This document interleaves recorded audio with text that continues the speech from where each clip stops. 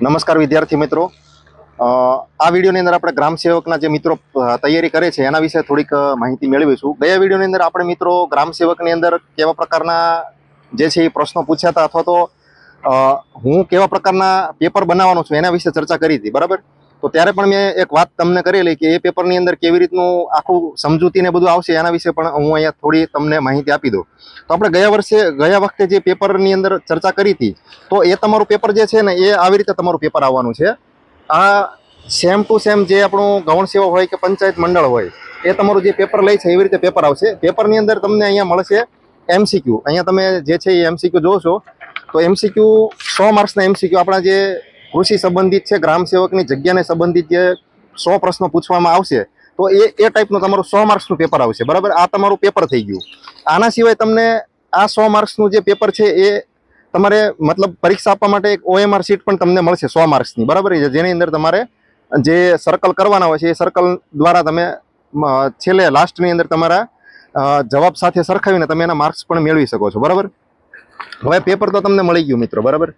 તો પેપર મળી ગયું તો હવે એના જવાબ આપણે કેવી રીતે શોધીશું એનો જે છે એ હું તમને અહીંયા માહિતી આપીશ. હવે આ જે પેપર છે તો એ પેપરની અહીંયા તમને સમજૂતી મળશે સાઈડમાં. બીજી સમજૂતી બીજું પેપર તમને એની સમજૂતીનું મળશે. આ પેપરની અંદર અહીંયા તમને જે છે પ્રશ્નનો ક્રમ હશે. પ્રશ્નના ક્રમની બાજુમાં એનો આન્સર હશે કે ભાઈ એ આવે છે, બી આવે છે, સી આવે છે કે ડી આવશે, બરાબર.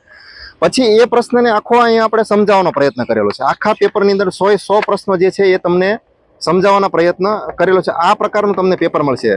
મેઇન વસ્તુ શું થઈ ગઈ ફરીવાર સમજાવી દઉં કે તમારું એમસીક્યુનું પેપર 100 માર્ક્સનું, બરાબર છે. એમસીક્યુનું પેપર તો છે જ, એની જોડે તમને OMR શીટ પણ મળશે 100 માર્ક્સની, જેની અંદર તમારે સર્કલ કરવાના છે, મતલબ પેલું ડાર્ક સર્કલ કરવાના, બરાબર છે. હવે એના જવાબો તમારે શોધવાનો જે છે એ પ્રયત્ન મતલબ તમારે જાતે કરવાનો નહીં રહે. અહીંયા હું પણ આ જે છે એ સમજૂતી હું જ આપી દેવાનો છું. તો એ સમજો એટલે તમને એક પેપરમાં 3 વસ્તુ મળશે. 100 માર્ક્સનું એમસીક્યુનું પેપર, OMR શીટ અને એની સમજૂતી, 3 પેપર મળશે. મતલબ 3 વસ્તુ મળશે એક પેપરની અંદર. આવા આપણે લગભગ 10 પેપર બનાવવાનો પ્લાનિંગ ચાલુ કરી દીધું છે. પેપર પણ બની ગયા છે. ટૂંક જ સમયની અંદર જે છે એ પેપર કેવી રીતે મળશે, શું છે, એ બધી તમને માહિતી આપીશ.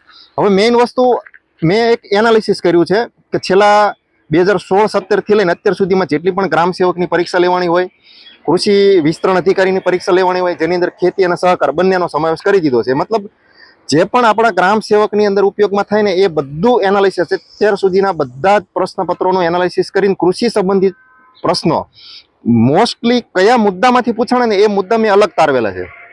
એટલે કે 1000 થી 1200 મુદ્દા જે છે એ અલગ તારવે છે ને એમાંથી આપણે આ 10 પેપર બનાવવાનો પ્રયત્ન કરેલો છે. હું તમને ખાલી એક નોર્મલી થોડા ઘણા મુદ્દા છે એ વાંચી લઉં છું અહીંયા, એટલે તમને એના ઉપરથી આઈડિયા જઈ શકે એ મુદ્દાઓમાંથી વધારે પ્રશ્નો પૂછાણા છે. એક પણ મુદ્દો એવો નથી કે આપણે એને છોડ્યો હોય. મતલબ જેટલા પણ મુદ્દામાંથી પ્રશ્નો પૂછાણા એ બધા મુદ્દાનો આપણે આપણા પેપરની અંદર સમાવેશ કરી લીધો છે. તો હું તમને એક એક્ઝામ્પલ તરીકે સમજાવું. વનસ્પતિ અંતઃસ્ત્રાવો, બરાબર છે. તો એક મુદ્દો વનસ્પતિ અંતઃસ્ત્રાવો છે એમાંથી પ્રશ્ન 1-2 પૂછાયેલા છે અત્યાર સુધીની અંદર. બીજો છે રાસાયણિક ખાતરો, તેમાં રહેલા પોષક તત્વોની ટકાવારી. આ આખું લિસ્ટ છે એનું. જેટલા પણ મુદ્દામાંથી પ્રશ્નો પૂછાણા છે એ બધા જ મુદ્દાઓનું મેં એનાલિસિસ કરીને એ મુદ્દાઓને અલગ તારવીને એમાંથી આપણે આ 10 મોડેલ પેપર બનાવેલા છે. હું આગળ બીજા પણ મુદ્દાની અહીંયા તમને થોડીક સમજૂતી આપી દઉં. બાગાયતી પાકોની જાતો, જેની અંદર કેળા, આંબા, જામફળ, ચીકુ, આ બધા જ પાકોમાંથી કોઈ પણ પાક લગભગ 1-2 પાક વિશે તો દરેક પેપરની અંદર એના જે જાત હોય એના વિશે પૂછેલું જ છે, બરાબર. પાકોમાં લઘુ પોષક તત્વોની ઉણપ, એટલે જે તે પાક છે એની અંદર પોષક તત્વોની ઉણપ હોય, લઘુ પોષક તત્વોની ઉણપ અને તેના નિવારણ, તો એમાંથી પ્રશ્નો પૂછાયેલા છે. જમીન વિજ્ઞાન, એની અંદર શું છે સેન્દ્રિય કાર્બન અને સેન્દ્રિય પદાર્થો, એટલે સેન્દ્રિય પદાર્થ વિશે પૂછવામાં આવ્યું છે. સરકારી યોજનાઓ વિશે પૂછવામાં આવ્યું છે, બરાબર. જૈવિક ખેતી વિશે પૂછેલું છે. ગાર્ડન ડિઝાઇનિંગ વિશે પૂછેલું છે. આંબાના રોગો અને તેના કારકો, આંબાના રોગો છે, બરાબર. તો આવનારી પરીક્ષાને આંબાના રોગો ના પૂછે, આપણને જામફળના રોગો પૂછી લે, ચીકુના રોગો પૂછી લે, અથવા તો બીજા કોઈ પણ બાગાયત પાક છે એના રોગો વિશે પૂછી લે, બરાબર. તો એ બધો જ સમાવેશ આપણે કરી લીધો છે અહીંયા. પિયત આયોજન, બરાબર, અને IWCPE ગુણોત્તર. તો આ બધા જે દાખલાઓ છે એ દાખલાઓ પણ તમને મેં અહીંયા સમજૂતી સાથે આપેલા છે કે કઈ રીતનો કયો દાખલો ગણવાનો, બરાબર છે. પિયત આયોજન છે. પછી ફળ પાકોનું આબોહવા આધારિત વર્ગીકરણ, એટલે ફળ પાકો જે છે એનું આબોહવા આધારિત વર્ગીકરણ કરેલું, એમાંથી પ્રશ્નો પૂછેલા છે. પછી મગફળીની જાતો છે, બાયોગેસ ઉત્પાદન છે, શાકભાજી પાકોમાં ધરુવાળિયું, બરાબર. તો ધરુવાળીઓ આપણે કરીએ છીએ તો એના વિશે માહિતી આપેલી છે. પ્રધાનમંત્રી ફસલ વીમા યોજનાનો પ્રશ્ન પૂછેલો હતો. ડીએપી ખાતરના ઘટકો અને તેની ગણતરી, ડીએપી ખાતરના ઘટકો અને તેની ગણતરી એટલે એના દાખલા પણ પૂછેલા, તો એની વિશે પણ આપણે પેપરની અંદર દરેક પેપરમાં 1-2 દાખલા આપેલા જ છે. ગુજરાત ઓર્ગેનિક ફાર્મિંગ પોલિસી, આ કોઈને ખબર નહીં હોય મિત્રો, ગુજરાત ઓર્ગેનિક ફાર્મિંગ પોલિસી જે છે એના વિશે પણ પ્રશ્ન પૂછી લીધો છે. અત્યાર સુધીમાં સરકારે લીધેલા પગલાઓ, આ જે ઓર્ગેનિક ફાર્મિંગ પોલિસી છે એટલે ઓર્ગેનિક ખેતીને પ્રોત્સાહન આપવા માટે સરકારે કેવા કેવા પ્રકારના પગલાં લીધા એના વિશે પૂછેલો છે પ્રશ્ન અગાઉ. પશુ રોગ અને રસીકરણ, તો પશુપાલનના પણ મુદ્દા આવી ગયા મિત્રો. પશુની અંદર કયા પ્રકારના રોગ થાય, એના કઈ પ્રકારની રસી આપવામાં છે એના વિશે પણ આપણે પેપરની અંદર માહિતી લઈ લીધેલી છે. તીડ નિયંત્રણ અને જીવ વિજ્ઞાન, તમને લગભગ ખ્યાલ છે કે ઉત્તર ગુજરાતની અંદર રાજસ્થાન બાજુથી તીડનું ભયંકર આક્રમણ થયેલું ને લગભગ હજારો હેક્ટર જમીનની અંદર જે પાકનું નુકસાન કરેલું, બરાબર. તો જે તે સમયે આ વસ્તુ ઘટના બની હોય તો એના સંદર્ભમાં પણ આ લોકોએ પૂછેલું છે. પછી ભારતની રાષ્ટ્રીય કક્ષાની કૃષિ અને પશુપાલન સંશોધન સંસ્થાઓ, એટલે ભારતની અંદર જેટલી પણ રાષ્ટ્રીય કક્ષાની કૃષિ અને સંશોધન સંસ્થાઓ છે એના વિશે પૂછેલું છે, બરાબર. ગુજરાતી પણ પૂછી શકે આમાં. વનસ્પતિ હોર્મોન્સ અને તેના કાર્યો, ભારતમાં પ્રવેશેલા પાકના રોગો. ભારતની અંદર જે છે એ સ્થાનિક રોગ ના હોય પણ કોઈ ફોરેનમાંથી મતલબ વિદેશમાંથી એશિયાના મતલબ એશિયા છે, ચીન છે, એ બાજુના દેશોમાંથી કોઈ ભારતની અંદર રોગ પ્રવેશેલો હોય પાકની અંદર, તો એના વિશે પ્રશ્ન પૂછેલો છે. યુરોપ કન્ટ્રીમાંથી આવેલા રોગ વિશે પણ પૂછેલો છે. ભારતની અંદર કયા દેશમાંથી રોગનો પ્રવેશ થયેલો છે ભારતની અંદર, તો એના વિશે. પછી જૈવિક નિયંત્રણ, બરાબર. ઉપયોગી પરજીવી કીટકો, પરજીવી અને પરોપજીવી કીટકો વિશે પણ આમાં પૂછેલું છે ભારતના. હવે મિત્રો આમાં મેઇન વસ્તુ કેવી છે કે આ બધા જ ટોપિક વિશે તમારે માહિતી તમારે બુક્સની અંદર મેળવવી હોય તો તમારે આના માટે તો 40 થી 50 બુકો લેવી પડે અલગ અલગ, અને એક ટોપિક માટે અલગ બુક લેવા તમે જઈશો તો અને એની અંદર તો કેટલી માહિતી હોય, 200-300 પાનાની માહિતી હોય. પણ આપણે શું કર્યું છે, મેઇન ટોપિક છે એ ટોપિક્સમાંથી સારામાં સારી માહિતીના અધિકૃત સંદર્ભોનો જ આમાં આપણે ઉપયોગ કરેલો છે. એવું નહીં કે કોઈ પણ ઇન્ટરનેટમાંથી ઉપયોગ કરીને લઈ લીધી છે માહિતી. અધિકૃત જે પુસ્તકો છે, કૃષિ યુનિવર્સિટીના પુસ્તકો હોય, અગાઉના પરીક્ષાની અંદર પેપર જે લેવાનું એના એનાલિસિસ કરીને આ બધા મુદ્દાઓ આપણે તારવીને પ્રશ્નો બનાવેલા છે. ત્યાર પછી આગળ કેવા પ્રકારના પ્રશ્નો મુદ્દામાંથી પૂછેલું છે, ખેતી સાથે સંકળાયેલી વિશિષ્ટ પ્રવૃત્તિઓ, એટલે ખેતી સાથે સંકળાયેલી અન્ય પ્રવૃત્તિ હોય એના વિશે પણ પૂછેલું. સાયલેજ વિશે પૂછેલું છે, બરાબર. કે સાયલેજની અંદર કયો પાક સૌથી વધારે ઉપયોગમાં લેવા આવે છે, મકાઈ ઉપયોગમાં લેવા આવે છે, એવો પ્રશ્ન પૂછેલો છે. ગુજરાતના પશુપાલન ક્ષેત્રનું ખાસ કરીને કચ્છ અને ઉત્તર ગુજરાતનું મહત્વ, બરાબર. પશુપાલન ક્ષેત્રે તમને ખબર છે ઉત્તર ગુજરાતના કચ્છની અંદર વધારે પશુપાલન થાય છે, તો એના વિશે પ્રશ્નો પૂછેલા છે. ગુજરાતમાં પશુપાલન ક્ષેત્રની સેવાઓ સંસ્થાઓ, પશુ પક્ષી રસી ઉત્પાદન સંસ્થા, આના વિશે પૂછેલું છે.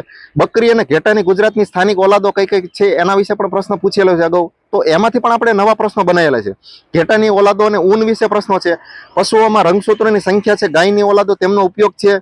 દૂધનું બંધારણ, બરાબર. એની અંદર ફેટના જે છે કેવી રીતે માપવામાં આવે છે, ફેટ કેવી રીતે આપણે પેલું કરીએ છીએ એના વિશે. દૂધનું બંધારણ, તો એની અંદર કયા કયા તત્વો હોય એના વિશે પણ પૂછેલું છે. કિસાન ક્રેડિટ કાર્ડ યોજના અને પશુ મૃત્યુ સહાય યોજના, કોઈ પણ પશુનું આકસ્મિક કુદરતી મૃત્યુ થાય તો એની અંદર સરકાર તરફથી કેટલી સહાય મળે છે એના પણ પ્રશ્નો પૂછેલા, અને એમાંથી આપણે નવા પ્રશ્નો પણ બનાવેલા છે. પછી જમીન અને ખેતી સાથે જોડાયેલા અગત્યના દિવસો ને વર્ષો, બરાબર. આપણને પૂછે કે વિશ્વ જમીન દિવસ ક્યારે ઉજવવામાં આવે છે, 5 ડિસેમ્બરના દિવસે ઉજવવામાં આવે છે, બરાબર. તો આવા પણ પ્રકારના પ્રશ્નો પૂછે અને લગભગ વર્ષો પણ પૂછી લેતા હોય. કૃષિ વિસ્તરણ પદ્ધતિઓ છે, દિવેલાના રોગો અને તેના કારક ફૂગ રોગો. વનસ્પતિ કોષ અને પ્રાણી કોષ વચ્ચેનો તફાવત છે એમાંથી પૂછેલું છે, તો એના આધારે પણ આપણે પ્રશ્નો બનાવેલા છે આ 10 પેપરની અંદર. કૃષિ ઉત્પાદનનું પ્રમાણપત્ર અને નિકાસ, ભારતના જમીન ઉપયોગ અને ખેતીલાયક વિસ્તાર, ગુજરાતની ડાંગરની મુખ્ય જાતો, પાકની તીવ્રતા, રાસાયણિક ખાતરમાંથી પોષક તત્વોની ગણતરી કેવી રીતે કરવી એના વિશે પણ આપણે માહિતી લીધેલી છે આમાં. ફળ પાકવાની સુધારેલી જાતો છે, કૃષિ કીટક શાસ્ત્ર અને જૈવિક નિયંત્રણ, વનસ્પતિની અંદર પેશી સંવર્ધન કઈ રીતે થાય એના વિશે પણ આપણે પ્રશ્નો લીધેલા છે. જામફળમાં બહારની માવજત, એટલે જે પણ 3 પ્રકારની જે બહાર આવે છે, બરાબર, આંબે બહાર, મૃગ બહાર, તો એના વિશે પણ આપણે માહિતી મેળવેલી છે આમાં. કૃષિ વિજ્ઞાનના પિતામહ અને પ્રણેતાઓ, એટલે મતલબ જે ફેમસ હોય વધારે, બરાબર. તો મતલબ કોઈને એક ઉલ્લેખ આપેલો હોય, આપણે ધારો કે દૂધની અંદર જોઈએ તો મતલબ કોઈ વ્યક્તિ વધારે વર્ગીસ કુરિયન છે, બરાબર. તો આવા જે મહત્વના વૈજ્ઞાનિકો અથવા તો જે કૃષિ ક્રાંતિની સાથે સંકળાયેલા હોય એવા મહાનુભાવો, એના વિશે આપણે માહિતી લઈ છે. પિયત પદ્ધતિઓના જમીન મુજબ તેનું આયોજન, બરાબર, એના પણ પ્રશ્નો પૂછેલા. કીટકોનું વર્ગીકરણ છે, કીટકોના પ્રકાર, કીટકોનું વર્ગીકરણ, મધમાખીની વિવિધ પ્રજાતિઓ છે, કપાસનું વનસ્પતિ શાસ્ત્રીય વર્ગીકરણ, સેન્ટ્રીફ્યુગલ પંપ, બરાબર. તો કૃષિની અંદર જે પણ મતલબ મશીનરી વપરાય છે એના વિશે પણ આપણે પ્રશ્નો લીધેલા છે આની અંદર. તો આવા મતલબ 1000 ટોપિક જે છે સમથિંગ 1000 થી 1500 ટોપિક છે, એમાંથી આપણે અત્યાર સુધીમાં એમાંથી જ પૂછેલું છે. એની બહારના કોઈ પણ પ્રકારના પ્રશ્નો પૂછવામાં આવ્યા નથી અત્યાર સુધીમાં. મારા જેટલા પણ એનાલિસિસ મેં 2016 થી લઈને અત્યાર સુધીના પ્રશ્નપત્રોનું 10 વર્ષના પ્રશ્નપત્રોનું કર્યું, એની અંદર આટલા ટોપિકમાંથી જ પ્રશ્નો પૂછેલા ને આટલા જ ટોપિકમાંથી આપણે જે છે એ પ્રશ્નો બનાવેલા છે. 1000 MCQ, દરેક MCQ નું સોલ્યુશન, જ્યાં મતલબ ટૂંકો પ્રશ્ન હોય અથવા તો MCQ જવાબ સિવાયના MCQ સમજાવવાની જરૂર નથી, ત્યાં આપણે MCQ સમજાવેલા નથી. મતલબ જે જવાબ હોય એને જ સમજાવેલો છે, પણ જ્યાં જરૂર પડે ત્યાં આપણે ચાર ઓપ્શનને સમજાવવાનો પ્રયત્ન કર્યો છે. એટલે મતલબ તમે 10 આ તમારા પેપર કરો ગ્રામ સેવક માટે, બરાબર, તો આની બહારનો કોઈ પણ પ્રશ્ન બહાર જવાની શક્યતાઓ મને નથી લાગતી રહેતી હોય, બરાબર છે. તો આ પ્રકારનું આપણું આયોજન છે.